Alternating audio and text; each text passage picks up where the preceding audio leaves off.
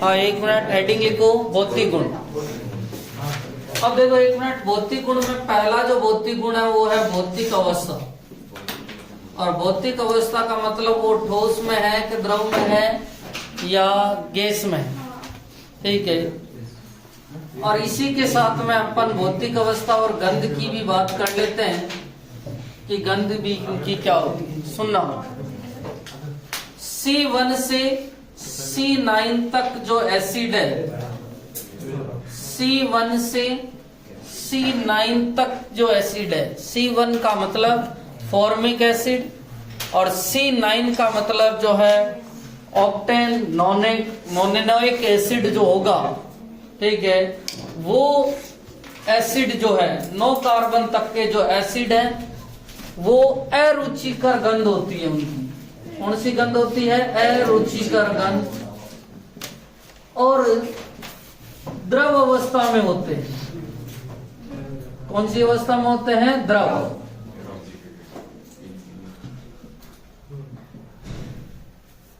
अरुचिकर व द्रव अवस्था में होते हैं, ठीक है।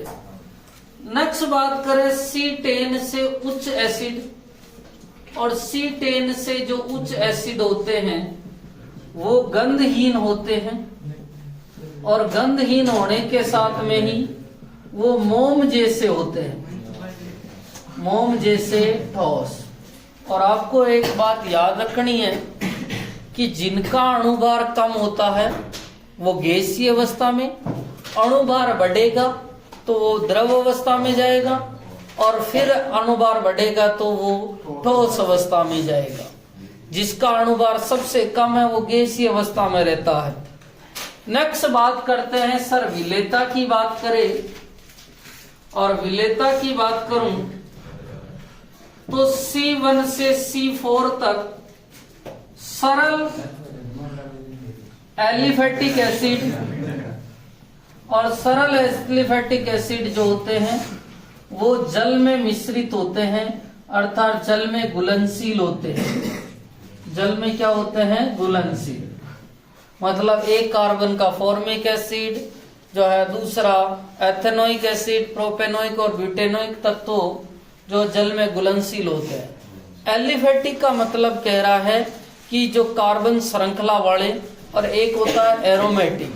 ये जो एसिड है ये एसिड एरोमेटिक एसिड है, जबकि ये वाला जो एसिड है ये एलिफेटिक एसिड है। ये एरोमेटिक है जबकि ये एलिफेटिक है, ठीक है। C1 से C4 तक जो है सरल एलिफेटिक एसिड है वो जल में घुलनशील है, परंतु इससे उच्चतर एसिड होने पर जल में विलेयता घटती है। जल में विलेयता क्या होती है? घटती है, अर्थात उच्चतर एसिड। 1 मिनट था कि C1 से C4 तक जो सरल एलिफेटिक एसिड है, मैं एरोमेटिक की बात नहीं कर रहा हूं, एलिफेटिक की बात कर रहा हूं कि वो जल में घुलनशील है या जल में मिश्रणीय होते हैं। पर इससे उच्चतर एसिड होने पे, या उच्चतर एसिड की बजाय मैं कहूं कि परंतु अणुभार बढ़ने के साथ साथ, और आपको पता है अणुभार बढ़ेगा, अणुभार बढ़ने के साथ साथ विलेयता घटती जाती है, अर्थात विलेयता वो घुलने की जो क्षमता है वो कम होती जाती है, ठीक है। जैसे मेरे को कहा कि एक 4 कार्बन का एसिड है और एक मेरे पास में 7 कार्बन का एसिड है, कौन ज्यादा जल में घुलनशील है? तो मैं कहूंगा 4 कार्बन, क्योंकि अणुभार बढ़ने के साथ साथ विलेयता क्या होगी? घटेगी। नेक्स्ट वो कह रहा है कि कार्बोक्सिलिक एसिड जो होते हैं, कार्बोक्सिलिक एसिड जो होते हैं वो बेंजीन में, बेंजीन, ईथर व एल्कोहल में विलयशील होते हैं। एल्कोहल में क्या होते हैं? विलयशील होते हैं, ठीक है। और जो एसिड हैं ये बेंजीन में घुल जाएंगे, आपका ईथर होगा, ईथर में घुल जाएंगे, और आपके एल्कोहल में भी क्या होते हैं? घुलनशील।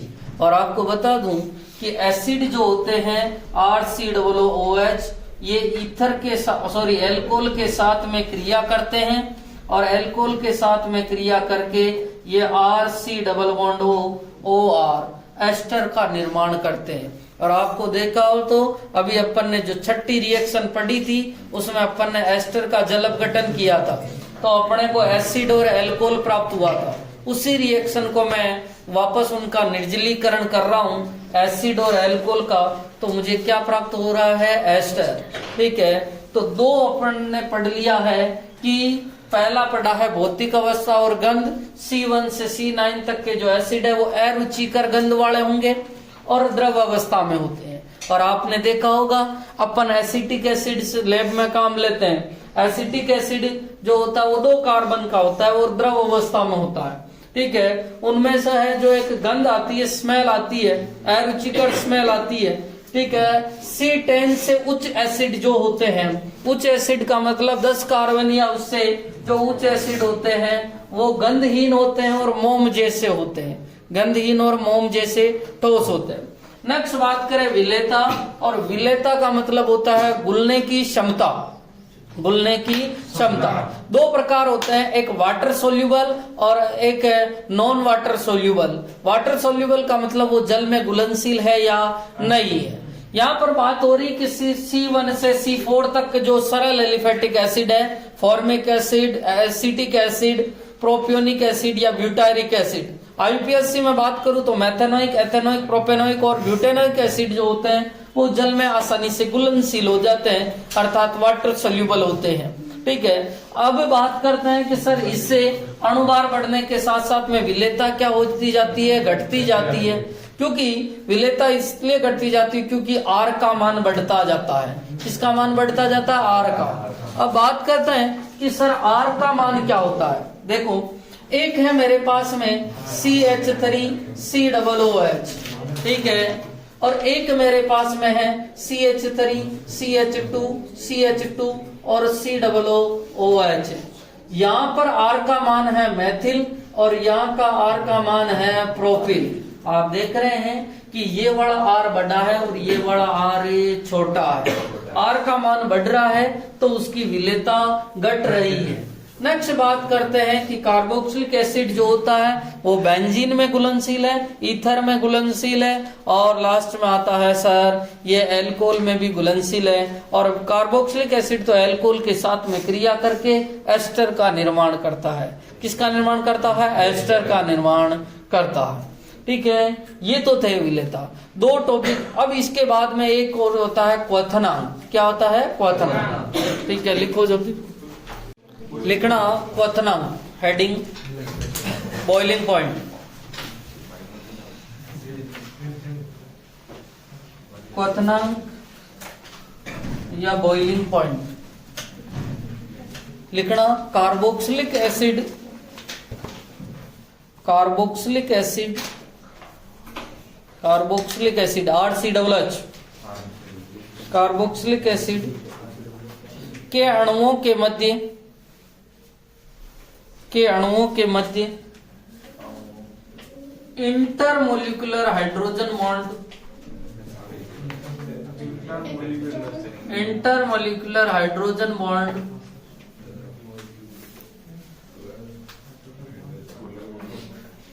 इंटरमोलिकुलर हाइड्रोजन बॉन्ड एल्कोहल अणुओं के बीच, एल्कोहल अणुओं के बीच, एल्कोहल अणुओं के बीच बने हाइड्रोजन बंध से, बीच बने हाइड्रोजन बंध से अधिक प्रबल होता है, अधिक प्रबल होता है, क्योंकि अम्ल के OH समूह के समीप, क्योंकि अम्ल के OH समूह के बीच, अम्ल के OH समूह OH समूह के पास या समीप OH समूह के पास कार्बोनिल समूह उपस्थित होता है, कार्बोनिल समूह उपस्थित होता है,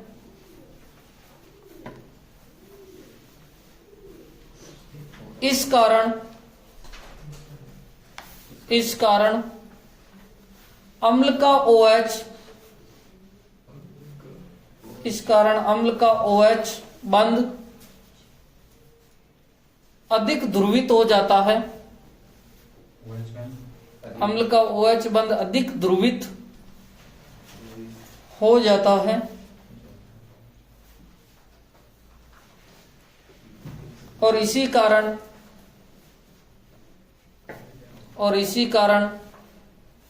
अम्ल का क्वथनांक अल्कोहल से अधिक होता है।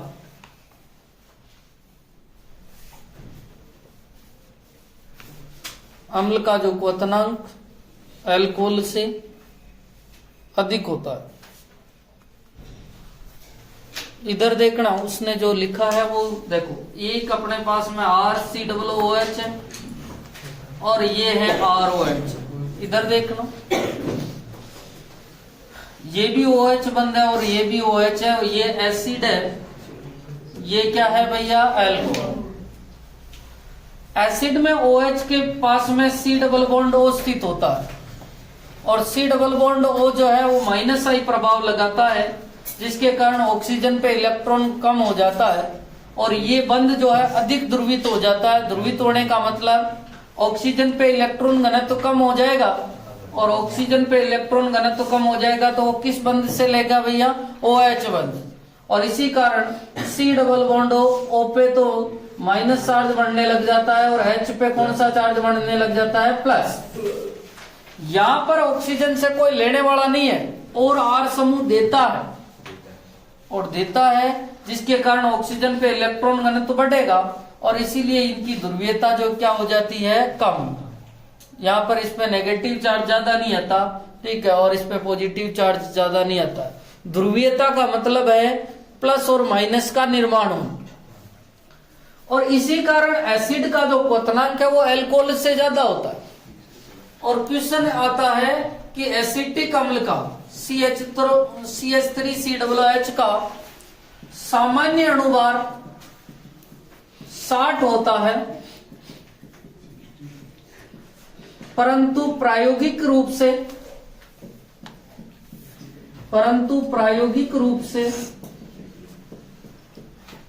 अणुभार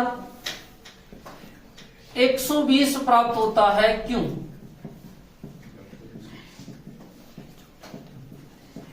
इसका कारण है कि एसिटिक अम्ल के दो अणु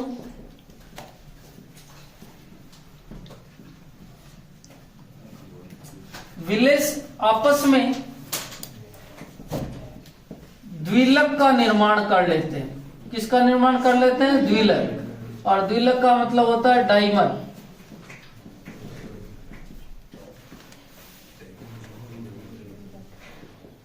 और आपको बताया था अपन ने दूसरे चैप्टर में किया था कि उसका अणुभार तो 60 है पर 120 प्राप्त हो रहा था।